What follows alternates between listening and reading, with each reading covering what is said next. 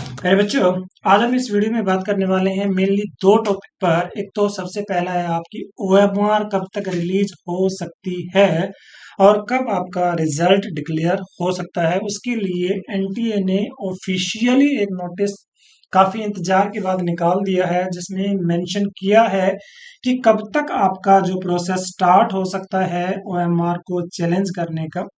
मैं आपको बता देता हूँ, आपका रिजल्ट जो डिक्लेयर हो सकता है वो 7 सितंबर तक हो सकता है। जो आपने एग्जाम दिया था 17 जुलाई को, उसके लिए आपकी जो स्कैंड कॉपी है ओएमआर की वो रिलीज हो जाएगी। एक तो जो आपकी ऑफिशियल मेल आईडी जो आपने मेंशन की थी at the time of form filling, उस पर भी वो आ जाएगी। इसके अलावा आप चाहें तो जो आपने एप्लीकेशन फॉर्म फिल किया था वहां जाके लॉगिन करके आप अपनी डिटेल्स चेक कर सकते हैं। वहां से आप अपनी ओएमआर को चेक कर सकते हैं।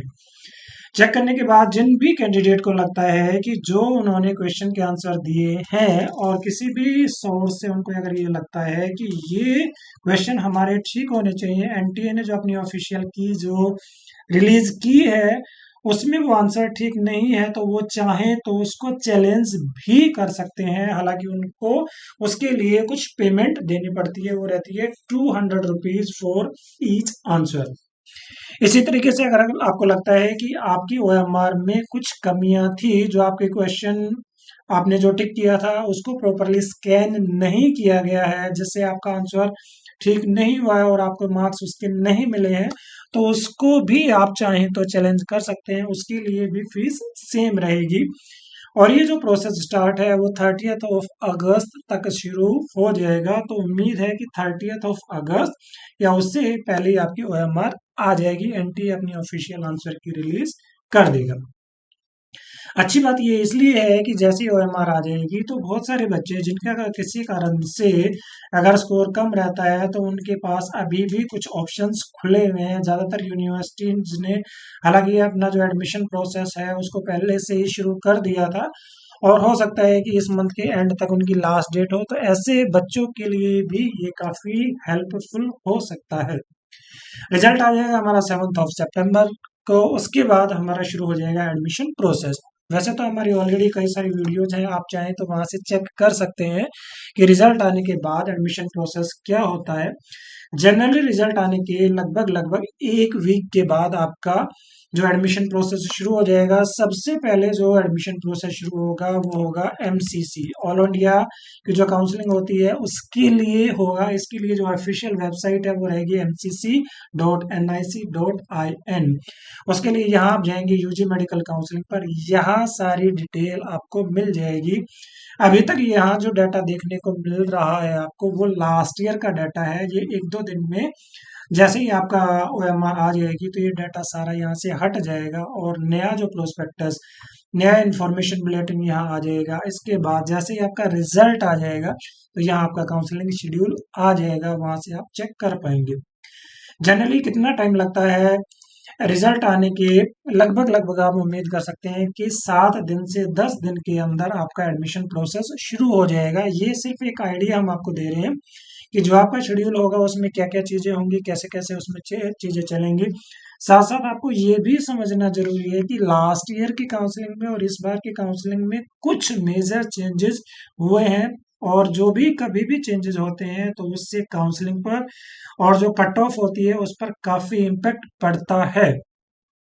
जैसे लास्ट ईयर कई राउंड की काउंसलिंग हुई, उसके बावजूद भी गवर्नमेंट मेडिकल कॉलेज में कुछ सीटें खाली रह गई थी, क्योंकि जो काउंसलिंग थी उसमें बहुत सारी खामियां थी। और इस बार उम्मीद ऐसी की जाती है कि वो सारी खामियां दूर हो जाएंगी और सेकंड राउंड के बाद अगर आपको स्टेट से सीट अगर मिल गई है तो भी आप ऑल इंडिया में एलिजिबल नहीं रहेंगे।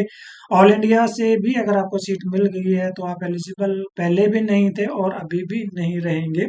लास्ट ईयर तक क्या हुआ था, जिन बच्चों को स्टेट में सेकंड राउंड में सीट मिल गई थी वो बच्चे भी एलिजिबल थे और उन बच्चों ने यहाँ भी चॉइस फिलिंग की। और जिन बच्चों को लगा कि यहाँ से ऑल इंडिया से कॉलेज अच्छा मिला है, उन कॉलेज उन बच्चों ने वो सीट ली और कुछ बच्चों ने वो सीट नहीं ली और लास्ट तक ऐसा होता रहा, जिसकी वजह से कुछ सीटें खाली रह गई थी। लेकिन इस बार ऐसा नहीं होगा। सेकंड राउंड के बाद अगर किसी स्टेट में भी आपको सीट मिल जाती है तो आप एलिजिबल नहीं रहेंगे ऑल इंडिया के मूव अप राउंड की गवर्नमेंट सीट के लिए।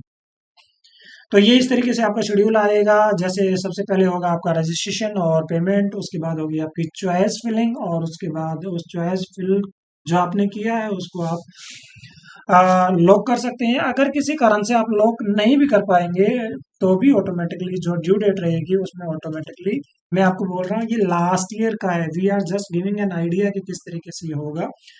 उसके बाद ये एक तरीके से वेरिफिकेशन होगा, उसके बाद सीट का अलॉटमेंट जो होगा उसकी प्रोसेसिंग होगी और फाइनली आपका रिजल्ट आ जाएगा। तो हम उम्मीद ये करते हैं कि अगर 7 तक आपका रिजल्ट आ जाता है तो हो सकता है कि 15 सितंबर से आपकी काउंसलिंग शुरू हो जाए। और जो फर्स्ट राउंड का जो रिजल्ट है वो हो सकता है कि अगर 15 से शुरू होता है तो 24 या 25 तक आपका फर्स्ट राउंड का रिजल्ट आ सकता है। और सितंबर एंड तक आपको रिपोर्टिंग करने के लिए टाइम दिया जा सकता है। ये बिल्कुल ही टेंटेटिव शेड्यूल मैं आपको बता रहा हूँ, अभी तक इसकी कोई पुख्ता जानकारी नहीं है। ये सारा डिपेंड करेगा कि अगर आपका 7 तक रिजल्ट आ जाता है तो। अब बच्चों को प्रॉब्लम क्या आती है कि अगर उनका स्कोर अच्छा है, उनके स्कोर के बेसिस पे अगर उनको अच्छा गवर्नमेंट कॉलेज मिल सकता है तो आप चाहें तो हमारा एक जो टूल है फ्री ऑफ कॉस्ट अवेलेबल है, उसको भी आप यूज कर सकते हैं। इसकी एडवांटेज क्या रहेगी उसका मैं एक आपको लुक दिखा देता हूँ कि जिन बच्चों को अगर ऑल इंडिया से सीट लेनी है तो उनको ये कंफ्यूजन रहता है कि वो किस तरीके से अपने कॉलेज को अरेंज करें। यहाँ हमने जनरल कैटेगरी का लिया है और इसी के हिसाब से डिसेंडिंग ऑर्डर में इन कॉलेज को सेट किया है। यहाँ राउंड 1 की कट ऑफ हमने दी है, राउंड 1 का ऑल इंडिया का रैंक दिया गया है, कितनी कॉलेज की फीस रहती है वो हमने मेंशन की है। इसको आप चाहें तो आप गूगल पर जाके फ्री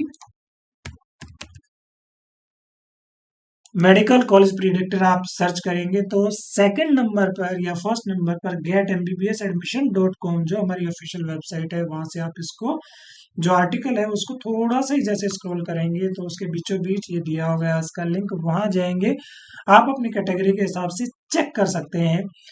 ये सब बच्चों के लिए है, चाहे आप गवर्नमेंट मेडिकल कॉलेज देख रहे हैं, आप प्राइवेट मेडिकल कॉलेज देख रहे हैं, सेमी गवर्नमेंट मेडिकल कॉलेज अगर आप देख रहे हैं, अपने स्टेट में किस तरीके से अरेंज करना है वो भी आप चेक कर सकते हैं। राउंड 1 में कट ऑफ क्या रही थी उसको चेक कर सकते हैं, राउंड 2 में कट ऑफ क्या रही थी वो आप चेक कर सकते हैं। इसी तरीके से मैं साथ साथ एक और भी चीज दिखा देता हूँ कि अगर आपको डीम्ड में इंटरेस्ट है और डीम्ड के लिए अगर कट ऑफ देखनी है तो आप गूगल पर चाहें तो डायरेक्टली आप लिखिए डीम्ड कट ऑफ 2021, क्योंकि लास्ट ईयर से आपको आइडिया लेना है तो मोस्ट प्रोबेबली पहले नंबर पर हमारा आर्टिकल खुलेगा deemed medical college MBBS cut off 2021। ये हमारी वेबसाइट है getembbsadmission.com, वहां से आप चाहें तो चेक कर सकते हैं। आप क्योंकि इसमें कुछ लैगिंग हो सकती है तो मैं डायरेक्टली जो डाटा हमारा है वहां से आपको मैं दिखा देता हूँ कि अगर डीम्ड का आपने अगर देखना है, फॉर एग्जांपल ये है आपका डीम्ड। डीम्ड में जो भी कॉलेज हैं किस किस ऑर्डर में आप उनको अरेंज कर सकते हैं। जो बच्चे दिल्ली के नज़दीक हैं वो कस्तूरबा में उनको जाना चाहिए क्योंकि सबसे पुराना कॉलेज है और बजट भी देखा जाए तो नॉमिनल बजट है, क्योंकि वो जो फीस लेते हैं वो लेते हैं आपकी 4 साल की। कुछ बच्चे दिल्ली के नज़दीक होने की वजह से हमदर्द में भी चले जाते हैं, हालांकि कॉलेज बहुत ज़्यादा पुराना नहीं है लेकिन क्योंकि दिल्ली के नज़दीक है और दिल्ली एनसीआर के बच्चे बहुत दूर नहीं जाते हैं इसीलिए यहाँ कट ऑफ हाई रहता है राउंड 1, राउंड 2, राउंड 3 में। फीस जो ली जाती है वो 5 साल की ली जाती है। लास्ट ईयर तक जो फीस थी वो थी 14 लैक्स पर एनम, तो बजट रहता है लगभग 70 लाख। इतने ही बजट में इससे भी कम स्कोर में आप कस्तूरबा मणिपाल जो 1953 का मेडिकल कॉलेज है, one of the reputed private medical और डीम्ड मेडिकल कॉलेज है, वहां भी आप सीट ले सकते हैं। यहाँ जो फीस ली जाएगी वो मात्र 4 साल के लिए ली जाएगी।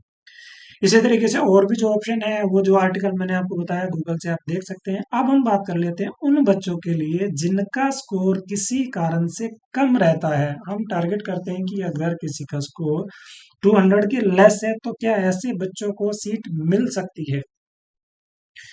मैं आपको बताता हूँ कि ऐसे बच्चों को गवर्नमेंट सीट भी मिल सकती है, प्राइवेट तो मिल ही सकती है, डीम्ड मेडिकल कॉलेज भी मिल सकता है, सेमी गवर्नमेंट की सीट भी मिल सकती है। गवर्नमेंट की सीट कैसे मिलेगी? अगर कोई भी कैंडिडेट जिसके रिलेटिव अगर अब्रॉड में रहते हैं और वो उनको डॉक्यूमेंट मिल जाते हैं, डॉक्यूमेंट अगर वो बनवा देते हैं, तो ऐसे बच्चे एलिजिबल हो जाते हैं एनआरआई कोटा के लिए।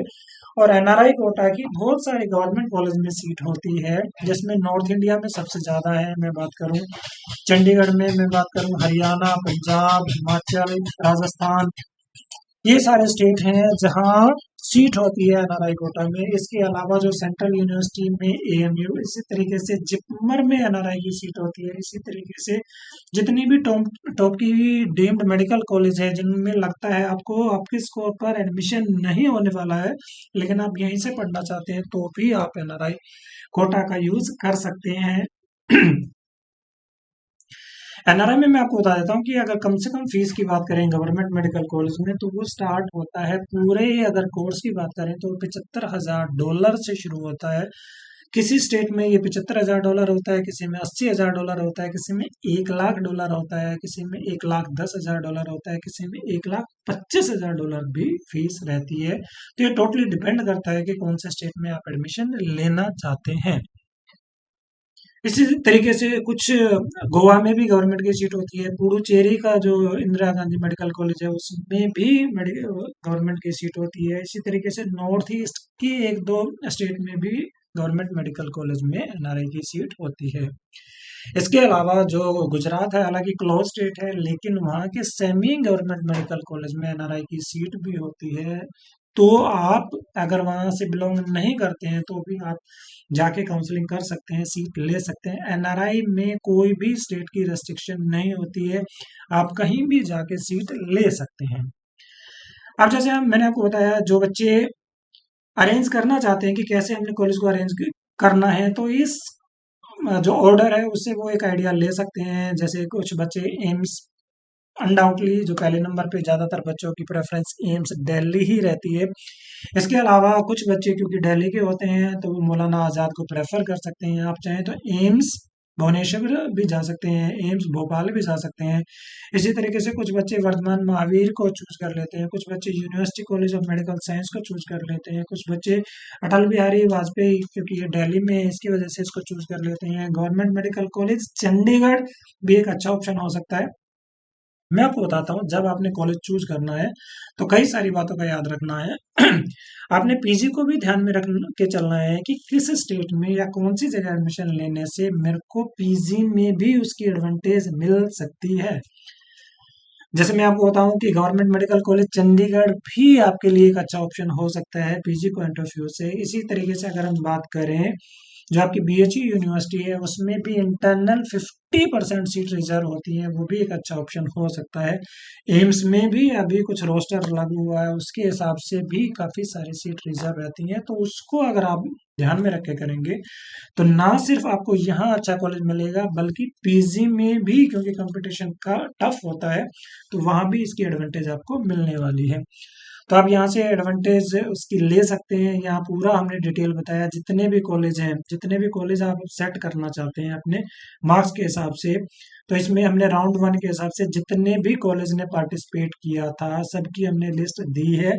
ये एक्सेल सीट है, लेकिन इसको सर्च करने का तरीका मैंने आपको बताया है कि आप गूगल पर जाएंगे, आप लिखेंगे फ्री मेडिकल कॉलेज प्रिडिक्टर। अगर 2022 लिख देंगे तो पहले नंबर पे ही मोस्ट प्रोबेबली हमारी साइट खुल जाएगी। वहां से आप अपने कैटेगरी के वाइज से, स्टेट के हिसाब से अपनी चॉइसेस हैं उसको देख सकते हैं, चेक कर सकते हैं, उसकी एक लिस्ट बना सकते हैं और उसकी एडवांटेज आप ले सकते हैं। और ये गवर्नमेंट मेडिकल कॉलेज भी है, डीम्ड कॉलेज भी है, प्राइवेट मेडिकल कॉलेज भी है।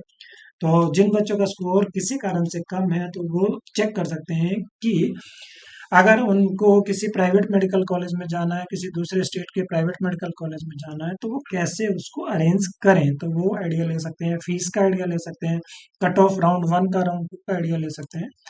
अब वापस आते हैं हम इस आर्टिकल पर। यह आर्टिकल बनाने का हमारा पर्पज क्या है? हमने बताया कि जिन बच्चों का स्कोर कम है क्या उनको भी सीट मिल सकती है। तो मैंने बताया कि गवर्नमेंट के कॉलेज उनके पास हो सकते हैं, सेमी गवर्नमेंट के हो सकते हैं, डीम्ड के कॉलेज उनके पास हो सकते हैं। यहाँ आप देखिए, जिन बच्चों ने अगर कैटेगरी में क्वालिफाई किया है, ऐसे बच्चों को भी एडमिशन मिला। जिनका स्कोर इवन 108 था, 108, 108, 108, इनको राउंड वन में सीट मिली। और ये आपको चेक करना पड़ेगा, कुछ ऐसे स्टेट होते हैं साउथ साउथ के जहाँ 5 साल की आपको फीस देनी पड़ती है। तो जब आप आर्टिकल चेक करेंगे तो उसमें अच्छे से आपने चेक कर लेना है कि कौन कौन से कॉलेज ऐसे हैं जिनकी जो फीस है वो 5 साल की रहती है, कौन से कॉलेज है जिनकी 4 साल की रहती है, और कौन से कॉलेज ऐसे हैं जिसमें 4.5 साल की फीस लगती है। तो चिंता की कोई बात नहीं है कि अगर आपका स्कोर कम भी रहता है, 200 के अराउंड भी रहता है, तो भी आप डीवाई पाटिल जैसे कॉलेज में भी पढ़ सकते हैं। 192 के स्कोर पर मिला है, दत्ता मेघे 185 के स्कोर पर मिला है, श्रीथा मेडिकल कॉलेज 198 पर मिला है, डीवाई पाटिल पुणे 2003 पर मिला है, जेएलएन वर्धा 211 पर मिला है, 174 पर भी मिला है, डीवाई पाटिल पुणे 181 पर भी मिला है। इसी तरीके से मैंने आपको दिखाया 108 पर भी एडमिशन हुए, 1010 पर भी एडमिशन हुए। इवन जो संतोष मेडिकल कॉलेज है उसमें, जो दिल्ली एनसीआर है, उसमें भी अगर आपका क्वालिफाइंग मार्क्स आता है तो आप उम्मीद कर सकते हैं।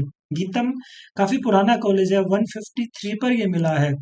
संतोष मेडिकल कॉलेज 137 पर मिला है। महात्मा मेडिकल कॉलेज पुडुचेरी 109। आपको ये चेक करना है कि कौन सा कॉलेज की रेपुटेशन अच्छी है। तो अगर आप अच्छे से प्लानिंग करके चलेंगे तो आपको राउंड वन में ही, इवन अगर 200 तक भी आपका स्कोर रहता है, उससे कम भी स्कोर रहता है, 150 से अबाव और 155, 160, इवन कैटेगरी में भी अगर आप क्वालिफाई कर जाते हैं तो भी आप उम्मीद कर सकते हैं कि आपको कॉलेज मिल जाएगा।